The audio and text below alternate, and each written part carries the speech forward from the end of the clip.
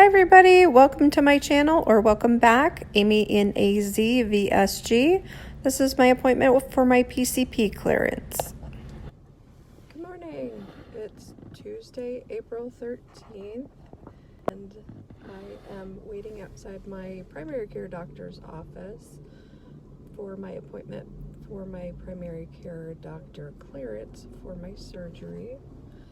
At my last appointment with the weight loss doctor, you could see in the little short video that I did that I was quite a bit frustrated because when she got back my barium swallow and the ultrasound and everything, she wanted to do a separate surgery for my hernia, and I for the life of me cannot find any instance where that's been done online. I have Googled and searched on YouTube, and even when I called the other bariatric doctor to get the second opinion, the girl that scheduled my appointment, she says, I've never even heard of that. The doctor that I'm seeing now said, well, we can go in and we can schedule you for your surgery, and when I get in to do the hernia repair, if it ends up being too extensive,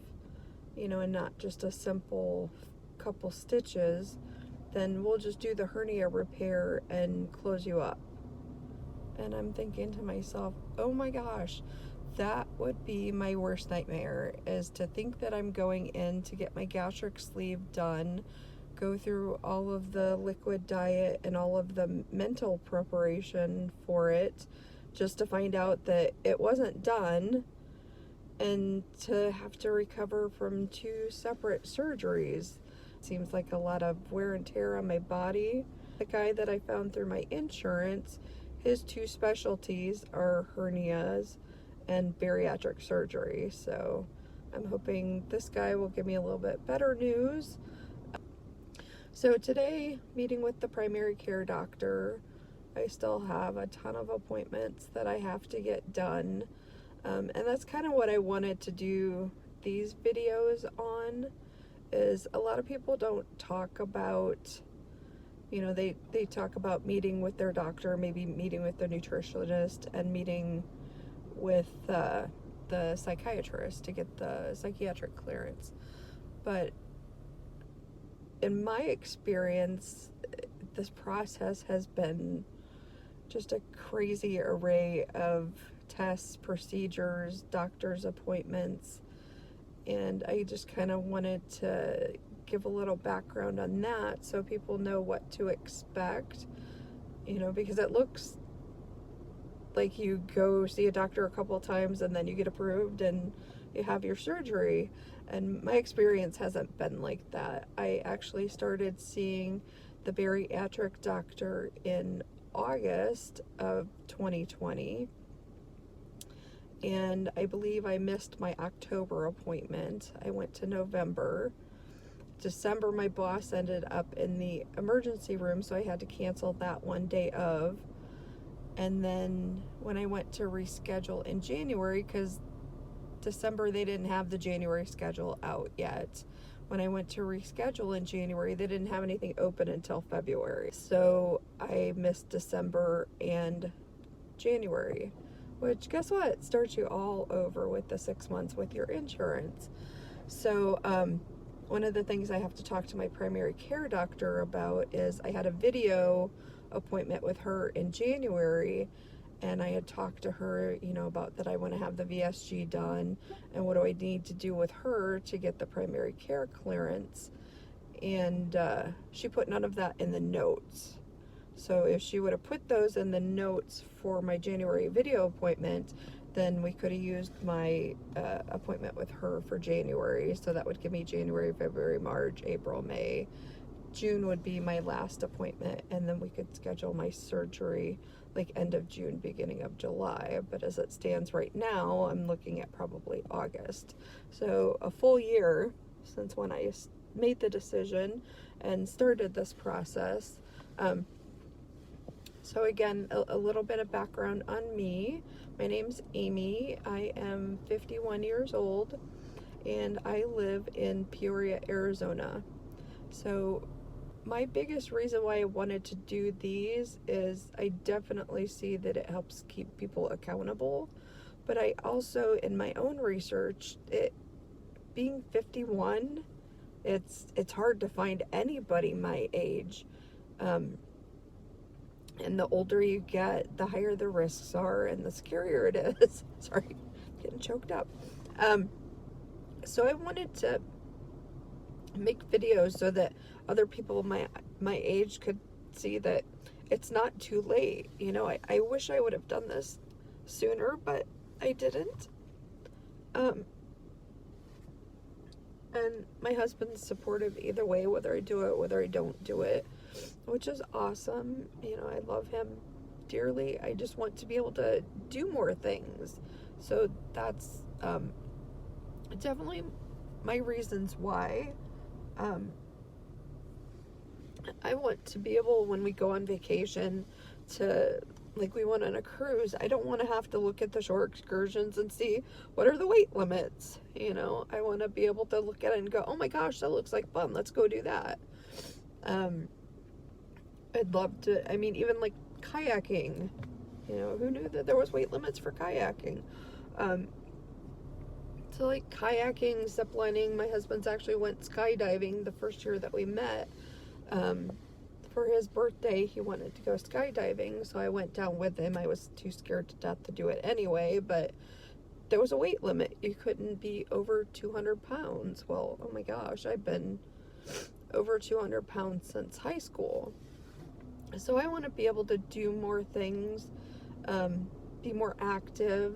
You know, he likes to do the hiking and everything, and I like hiking. I just feel bad because I'm 5'2", he's 6'3", and, you know, having to shuffle your feet behind me to keep at my slow pace, you know, I'm sure it's not fun. I was a smoker. I'm on day 50-something of no smoking. You have to quit smoking to do this surgery, and I have not seen any videos so far of anybody that did smoke before the surgery. So my video appointment with my primary care doctor in January, I asked her to put me on Chantix. So I have been on Chantix since beginning, like February 2nd, I think is when I started the Chantix. And my last cigarette was February 13th, so Valentine's Day was my first day without smoking, and I have not had a cigarette since then.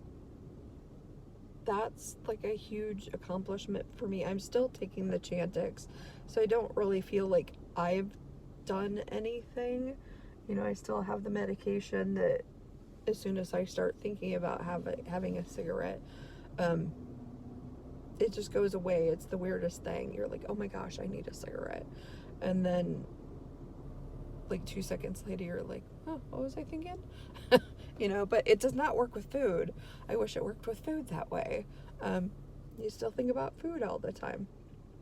So that's it so far for this one. I'll do some more on my why.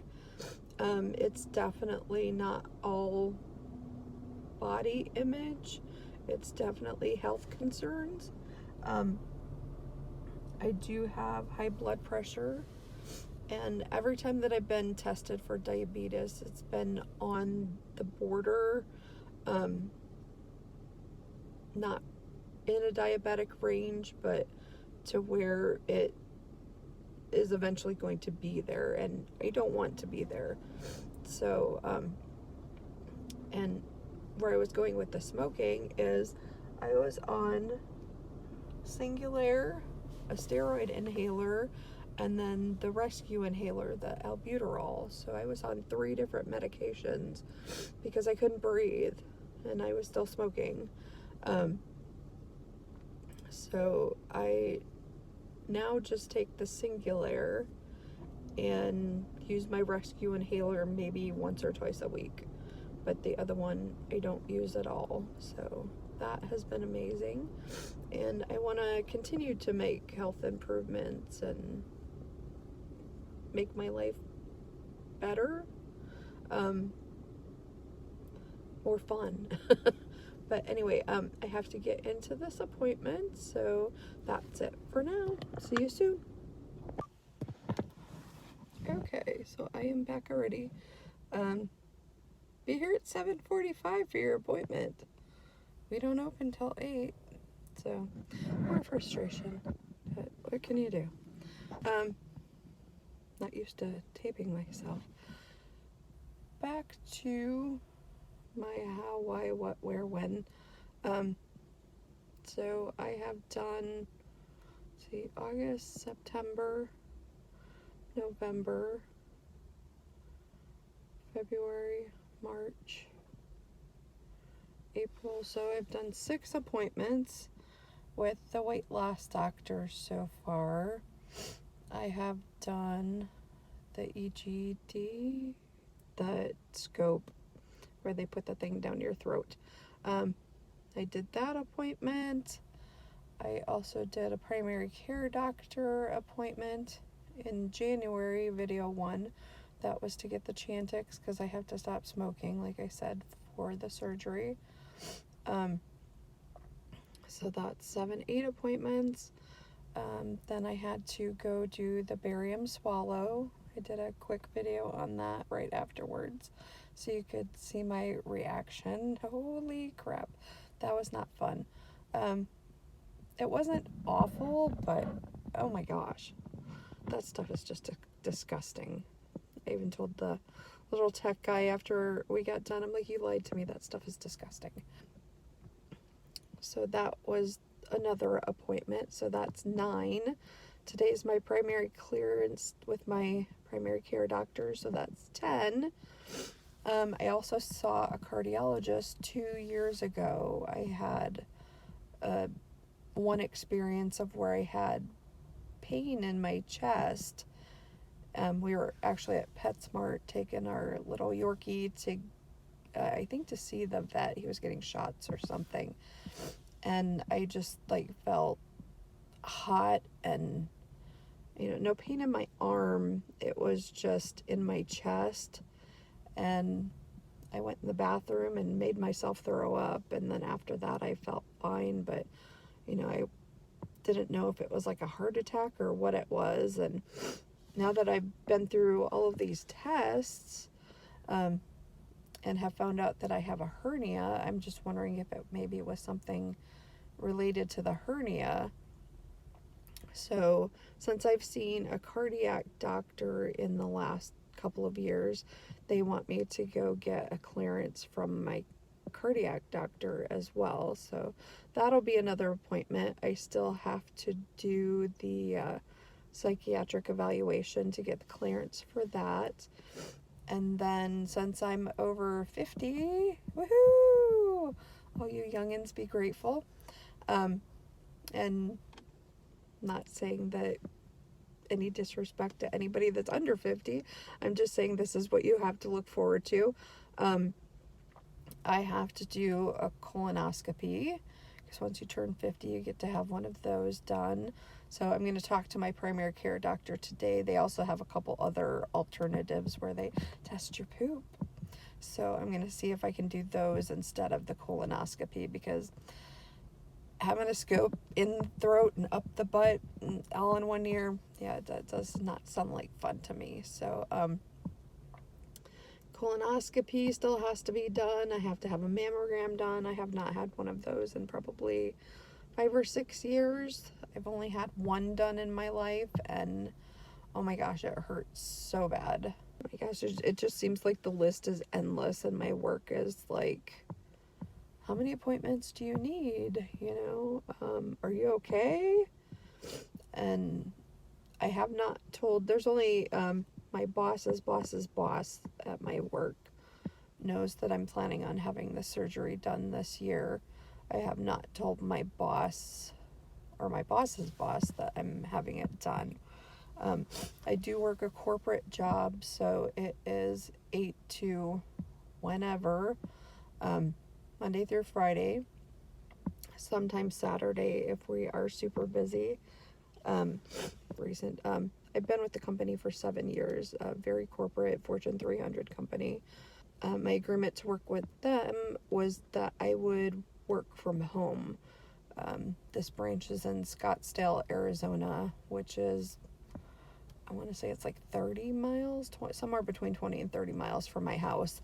The issue is with the traffic in the morning. It's all surface streets, and it would take me anywhere from an hour to an hour and a half to get to work each day, and then like the same thing going home. So I was spending 3 hours of my day commuting, which I could be spending with my husband, which I would enjoy a lot more than commuting. So I have been working from home. I was supposed to start working from home in March of 2020. I went on a cruise, the cruise to nowhere. I'll talk about that eventually. So I ended up having to wait until, I think it was mid-April of 2020, when I finally got to start working from home, because my boss had a vacation scheduled. So I had to work in the office until she got back from vacation. So I have been working from home since April of 2020, and everybody's like, oh, are you going back to the office now that things are starting to open up? And I'm like, nope, I'm like permanent at home until they tell me that I can't be at home. I feel I'm way more productive at home. I do escrow, so I'm reading purchase contracts, I'm reading title reports, I'm reading other legal documents, and to sit there and focus on what you're actually reading, to me, it has to be quiet. Before, when I had my own office, I would shut the door, and if I had to read something like that, sometimes, oh my gosh, people make you read through CC&Rs, which are your requirements for HOAs. Oh my gosh, those are sometimes 300 pages long. So I think the doctor's office is finally open. Yay! Get here 15 minutes early. So hopefully she's cooperative today, and will do a little letter for me, and we'll see how it goes. Talk to you soon. Once I got to the correct location, the office manager gave me a card with the correct phone number and the correct address on it. I had a lot of frustration with this specific appointment because they kept sending me confirmations and texts for a video appointment instead of an in-person appointment. And I was told that the surgical clearance has to be an in-person visit. So once I finally got squeezed in and got to meet with the doctor, she asked me probably 30 to 40 different questions. When you walk upstairs, do you get out of breath? If it's 10 seconds, if it's 30 seconds, if it's a minute, if you walk half a mile, different questions like that. So then she finally approved the surgery and wrote a letter.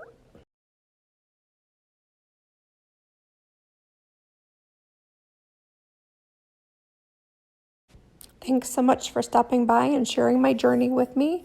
Don't forget to like, comment, and subscribe, and comment below if you have your own channel, and I will follow you.